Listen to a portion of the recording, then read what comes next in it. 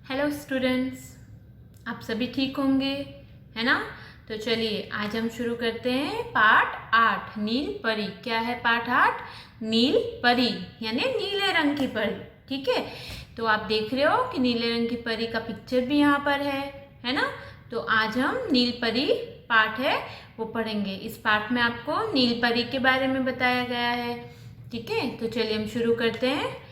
सोनू मेहनती और आज्ञाकारी बालक था। वह रोज अपना गृह कार्य करके बगीचे में खेलने जाता था। एक दिन वह बगीचे में खेलने गया जहाँ पर परी ने सोनू को देखा। ठीक है, एक दिन क्या हुआ, सोनू नाम का एक लड़का था, वो बहुत मेहनती था। ठीक है, बहुत आज्ञाकारी था। यानी आज्ञाकारी का मतलब होता है जो अपने से बड़ों की बात मानते हों।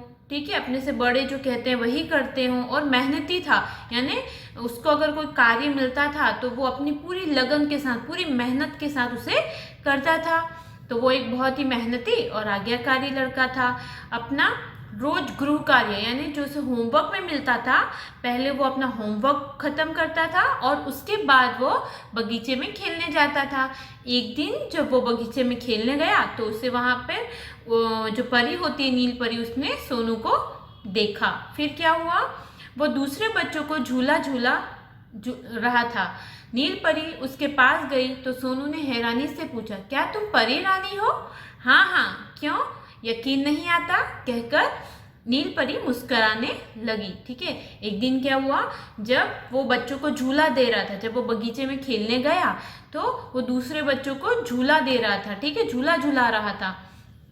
तब नील परी उसके पास जाती है और वो नील परी को देखकर एकदम आश्चर्य में आ जाता है और पूछता है कि क्या तुम परी रानी हो? और जो परी रानी है वो क्या करती है, हंसते हुए मुस्कुराते हुए उसे पूछती है, हाँ क्यों, तुम्हें यकीन नहीं हो रहा कि मैं परी रानी हूँ? ऐसा बोलकर वो हंसने लगती हैं। फिर नील परी ने खुश होकर उसे एक फूल दिया। फिर नील परी उससे खुश हो गई क्योंकि वो तो बहुत अच्छा लड़का था।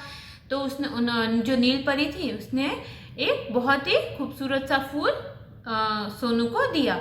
फूल से लाल पीला प्रकाश निकल रहा था। उसकी खुशबू भी बहुत मनमोहक थी। मनमोहक का अर्थ होता है मन को मोह लेने वाला, मन को अच्छा लगने वाला। तो जब परी ने सोनू को फूल दिया तो उस फूल में से लाल और पीले रंग की रोशनी निकल रही थी और उसकी सुगंध बहुत अच्छी थी, बहुत मन मोह लेने वाली उस फूल की खुशबू थी, सुगंध थी। वह फूल का को सूंघने लगा। यह देखकर परी ने कहा, सोनू इसे कान से लगाओ तो तुम कहानी भी सुन पाओगे। सोनू ने उसे कान से लगाया। सचमुच कान से लगाते ही कहानी शुरू हो गई। ठीक है, फिर जो परी थी उन्होंने क्या कहा, सोनू से कहा कि तुम फूल सूंघ रहे हो, उसे तुम अगर कान पे लगाओगे तो क्या होगा, तुम्हें कहानी सुनाई देगी। और जैसे ही सोनू ने वो फूल कान में लगाया तो उसे कहानी सुनाई देने लगी, कहानी शुरू हो गई। ठीक है, क्या थी वो कहानी कि एक था राजा शांतनु, उसके 3 बेटे थे। तीनों बेटों में सबसे छोटा था राजकुमार विक्रम। वह बहुत दयालु और तलवार चलाने में तेज था। ठीक है, अब यहाँ पर किसकी कहानी शुरू हुई, राजा शांतनु के बारे में यहाँ पे बताया कि एक राजा शांतनु थे। ठीक है, उनके 3 बेटे थे और जो सबसे छोटा बेटा था उसका नाम क्या था, विक्रम। ठीक है, राजा शांतनु का जो सबसे छोटा बेटा था, उसके 3 बेटे थे और उनमें जो सबसे छोटा था विक्रम, ठीक है, वो बहुत ज्यादा दयालु था और तलवार चलाने में बहुत तेज था। उन्हें बहुत अच्छी तलवार चलानी आती थी। ठीक है, एक दिन विक्रम जंगल में अकेला घूम रहा था। उसने बहुत सुंदर सुंदर फूल चुन लिए थे। तभी उसने देखा एक घने पेड़ के नीचे चबूतरा है, उस पर एक पत्थर की मूर्ति है।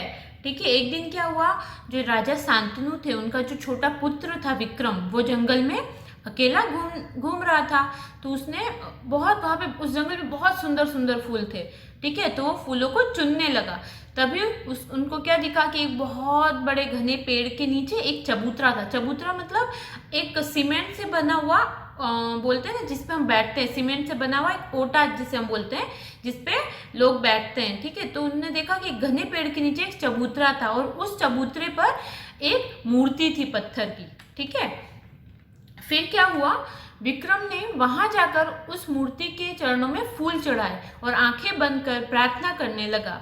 उस समय एक परी भी अदृश्य रूप में उस मूर्ति के पास बैठी थी। ठीक है, क्या हुआ, जब राजकुमार विक्रम ने वो मूर्ति देखी तो वो जाकर मूर्ति के पास प्रार्थना करने लगे, फूल चढ़ाने लगे। तो जो परी रानी थी वो वहीं पर बैठी थी, लेकिन अदृश्य थी। अदृश्य मतलब गायब थी, वो विक्रम को दिखाई नहीं दे रही थी, अदृश्य रूप में वहां पर बैठी हुई थी। विक्रम ने जब मूर्ति के चरणों पर फूल चढ़ाए तो कुछ फूल परी के चरणों पर भी गिर गए। परी उसके इस व्यवहार से बहुत खुश हुई। उसी समय प्रकट हुई, उसे देखकर विक्रम हैरान रह गया। ठीक है, क्या हुआ, जब राजकुमार विक्रम ने मूर्ति पर के चरणों पर फूल अर्पित किए, हम भगवान के चरणों पर फूल अर्पित करते हैं ना, तो वो भी एक भगवान की मूर्ति थी वहां पर चबूतरे पर।